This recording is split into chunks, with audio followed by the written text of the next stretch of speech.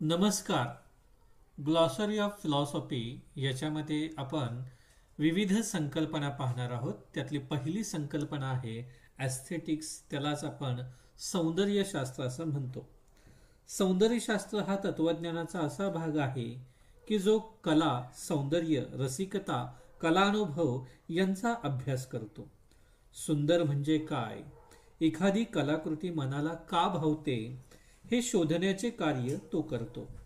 प्लेटोने कला वास्तवापासून दूर आहे असे मानले, तर ॲरिस्टॉटलने नाट्यकलेमधील कॅथार्सिसला महत्त्व दिले.